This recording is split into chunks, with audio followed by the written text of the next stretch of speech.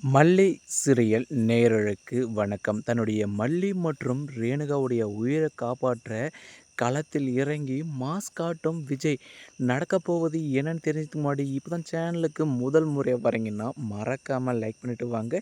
வீடியோக்குள்ளே போயிட்டு என்ன தான் சுவாரஸ்யமான விஷயம் நடக்குதுன்னு பார்த்தீங்கன்னா, ஒரு பக்கம் சுடர் பிளான் பண்ணபடியே ரகு இருந்துட்டு இப்போது மல்லியும் சரி சுடரையும் சரி அடியாட்களை வச்சு கடத்திட்டு போயிடுறாங்க இல்லையா. இதெல்லாம் பார்த்த கதிரேஷன் இருந்துட்டு பதறி போயிட்டு என்ன பண்ணுறது ஏது பண்ணுறதுன்னு தெரியாமல் தன்னுடைய மாப்பிள்ளை விஜய்க்கு கால் பண்ணி வந்து சொல்லுவாங்க இல்லையா.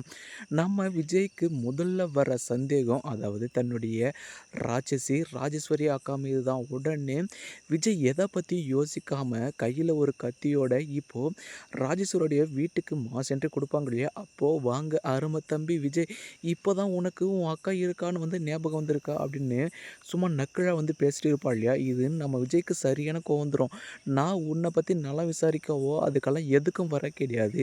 மல்லியை எங்கே கடத்தி வச்சிருக்க, எதுக்காக கடத்தி வச்சிருக்க அப்படின்னு வந்து கேட்பாங்க இல்லையா.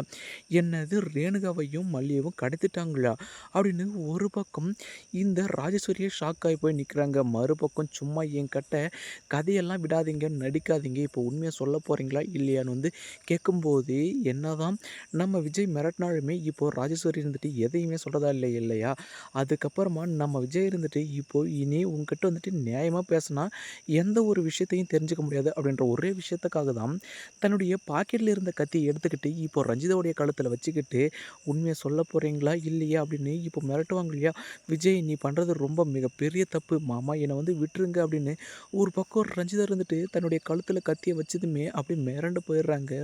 மறுபக்கம் விஜய், நான் உண்மையிலே சொல்கிறேன், அதாவது மல்லியையும் சரி அந்த ரேணுகாவையும் சரி கடத்தவே இல்லை. ரேணுகா உயிரோடு இருக்கா அப்படின்ற ஒரு விஷயமே இப்போ நீ சொல்லி தான் எனக்கு வந்து தெரிய வருது அப்படின்னு இவ என்னம்மா ஆக்ஷன் வந்து பண்ணுவாங்க. மறுபக்கம் அதாவது சரி இவங்களுக்குள்ள எந்த ஒரு சம்மந்தமும் இல்லை அப்படின்ற ஒரு விஷயத்த நம்ம விஜய் இருந்துட்டு தெரிஞ்சுக்கிறாங்க இல்லையா. சரி இனி வேறு எதாச்சும் ஒன்று பண்ணி தான் கண்டுபிடிக்கணும்.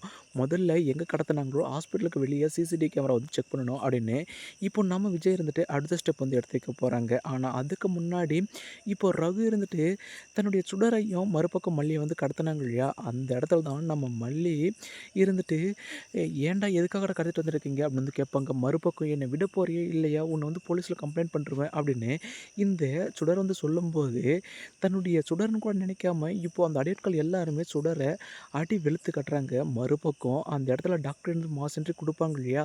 அதை பார்த்ததுமே நம்ம மல்லி இருந்துட்டு ஷாக் ஆகி போய் நிற்கிறாங்க. மறுபக்கம் சுடருக்கும் அப்போ இதில் வந்து ஏதோ பங்கு இருக்குது அப்படின்ற ஒரு விஷயத்தை வந்து தெரிஞ்சுக்கிறாங்க நம்ம மல்லி. இதுக்கு அடுத்தடுத்து என்னென்ன சுவாரஸ்யமான விஷயங்கள் இன்ட்ரெஸ்ட்டாக நடக்குதுன்னு நான் மறக்காம சேனல் வந்து ஃபாலோ பண்ணுங்கள் ஃப்ரெண்ட்ஸ். தேங்க்யூ ஃபார் வாட்சிங்.